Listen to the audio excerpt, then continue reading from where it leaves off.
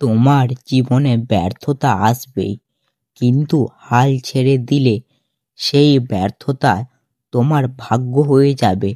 আর চেষ্টা চালিয়ে গেলে সেই ভাগ্য একদিন তোমার সাফল্যের গল্প লিখবে। আজকের গল্পের নাম হলো ভাগ্যের লেখা কখনো মুছা যায় না। তো চলুন তাহলে শুরু করি আজকের ছোট্ট একটি গল্প। একটি ছোট্ট গ্রাম, নাম নলিপুর। চারপাশে সবুজ ধানক্ষেত, পাখির ডাক, নদীর কলকল শব্দ, যেন ঠিক একটা স্বর্গের টুকরো।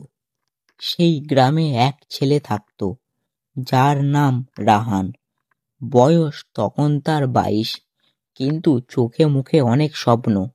সে বড় হতে চায়, নিজের পরিবারের ভাগ্য বদল করতে চায়। রাহানের বাবা একজন সাধারণ কৃষক, সারা জীবন মাটির সঙ্গে যুদ্ধ করছেন। ছোট্ট একটি জমি, এক টুকরো ফসল, আর অনেক আশা। বাবা সবসময় বলতেন, রাহান, পরিশ্রম করলে ভাগ্যও পাল্টানো যায়। কিন্তু রাহান সেটা বিশ্বাস করত।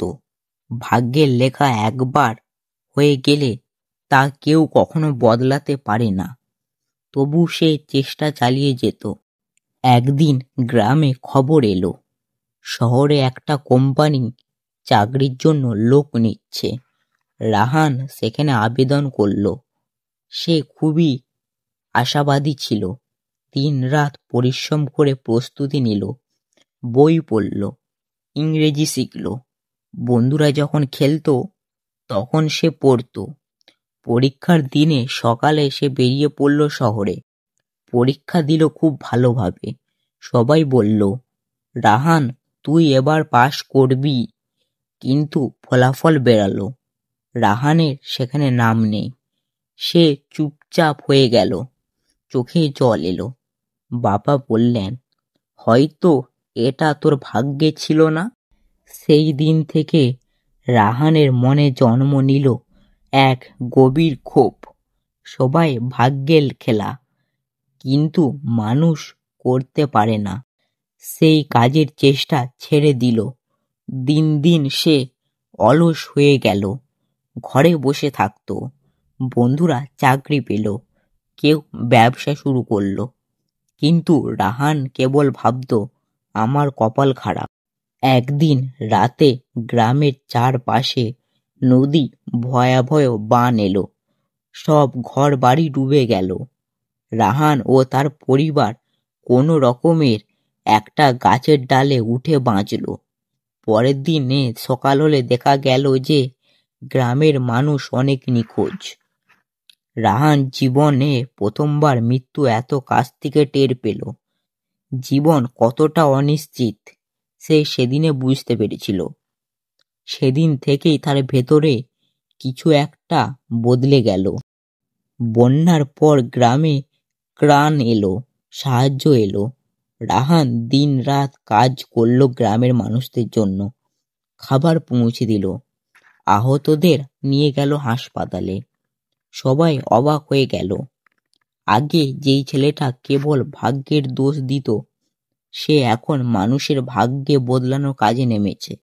কিছুদিন পর এক সরকারি অফিসার নামলেন ত্রাণ কর্মকাজ দেখতে। তিনি রাহানের কাজ দেখে মুগ্ধ হয়ে বললেন, তুমি যদি চাও, তোমাকে আমরা জেলার দপ্তরে নিয়োগ দেব, অফিসার সহকারী হিসাবে। রাহান বিস্মিত হয়ে বলল, আমি তো পরীক্ষায় ফেল করেছিলাম। অফিসার হেসে বলল, হয়তো তখনকার সময় তুমি ছিলে না, এখন তো হয়েছো। রাহান বুঝল, ভাগ্যের লেখা কেউ কখনো মুছতে পারে না, কিন্তু চেষ্টা করলে আল্লাহ সেই লেখা বদলে দিতে পারে। 2 বছর পর রাহান জেলার সেরা কর্মচারী হিসাবে পুরস্কার পেল। গ্রামের মানুষ তার দিকে তাকিয়ে বলতো, দেখছো, ভাগ্য বদলেছে। রাহান হেসে বলতো, ভাগ্য তো বদলায় না, আমরাই বদলাই। কিন্তু হয়তো এটা ছিল আমার ভাগ্যের লেখা। তার বাবা একদিন ছেলের কাঁধে হাত রেখে বললেন, তুই তো বলতিস না ভাগ্যের লেখা মোছা যায় না? রাহান শান্তভাবে বলল, হ্যাঁ বাবা, ভাগ্যের লেখা সত্যি মোছা যায় না, কিন্তু আমরা ঠিক করি সেই লেখাটা কেমন হবে।